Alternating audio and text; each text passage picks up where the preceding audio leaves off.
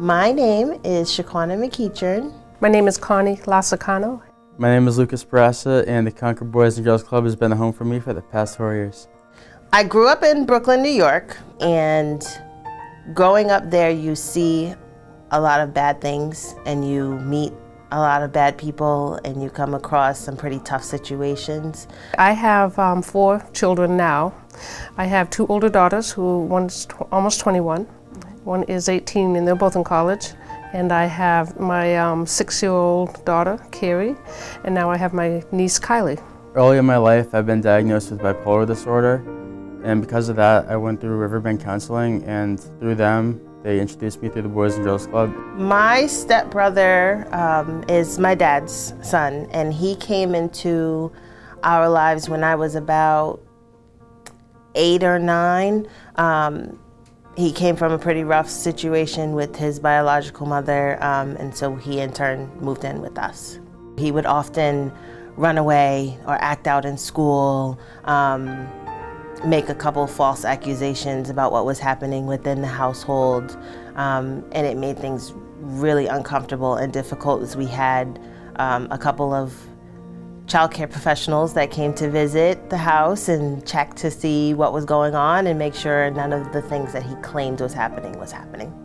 In the past, my previous school district that I went to, all the kids there, they didn't know I had bipolar disorder, but because I did, they thought I was a freak. I was the kid in school who just sat in the corner of the classroom, alone, quiet, and did his work.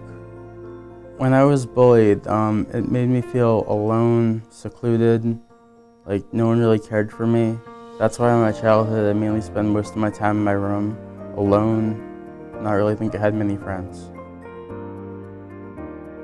The difficulty that I had with him being in the household caused me to become very angry and sometimes violent. I started slacking in my grades in school. I started to be disrespectful. I started to hang out with the wrong people and make some really bad choices.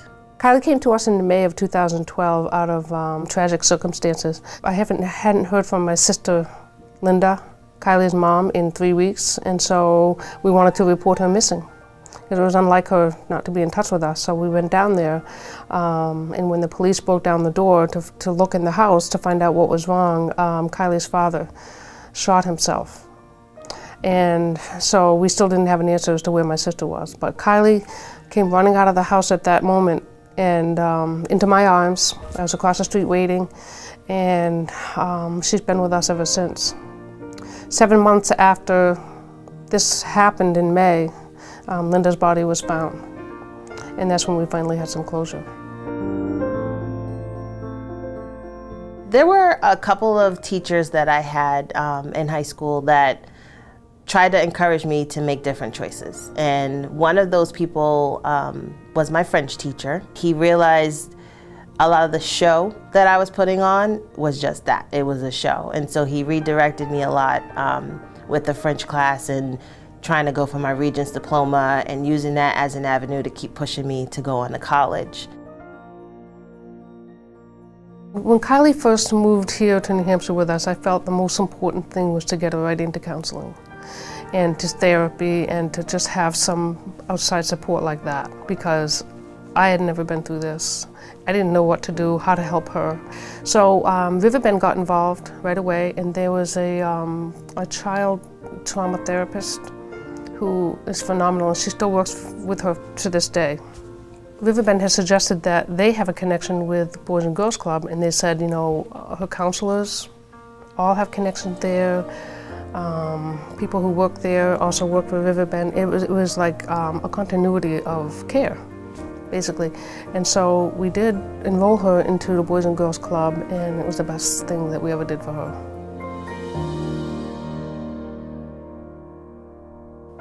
Here at the Boys and Girls Club, I was able to make friends, able to make lifelong friends who I know will be there all the time for me. And because I made all these friends, I was able to open up to them, and they helped me cope with all my problems, and I was able to help them out too. When I come to the Boys and Girls Club each day, I feel like nothing can hurt me. I feel like this place is a safe haven. No matter what, I feel like I'll be protected. Her personality has really blossomed, and it makes her forget about life for a while. You know, she's able to have fun here, do some fun things, meet some fun people. It feels like a second home to her. She comes home and she is just smiling and laughing every day. And she's just so proud of herself, and really what she needed was a boost in her self-esteem. And everybody that works there has taken an interest in her, and she feels it. So coming to the Boys and Girls Club, I feel like because everybody is so kind and gentle, it's what she needs. I think that's what I try to build here with the club, with the kids, is that level of trust, that no matter what you've done, whether it's a good choice or a bad choice, I am still going to be here to support you.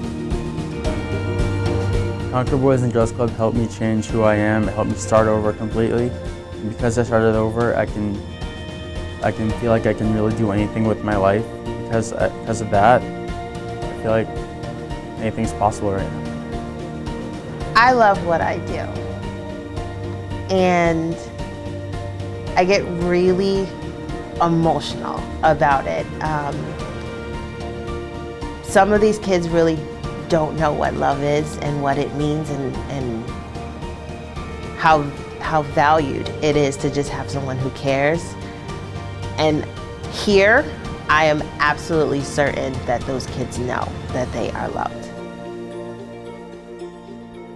So I just wanted to thank the Concord Boys and Girls Club for everything that they have done for Kylie, and for taking her in and being her second home. She's really happy here, and when she's happy, I'm happy. So thank you very much for everything that you do for everyone.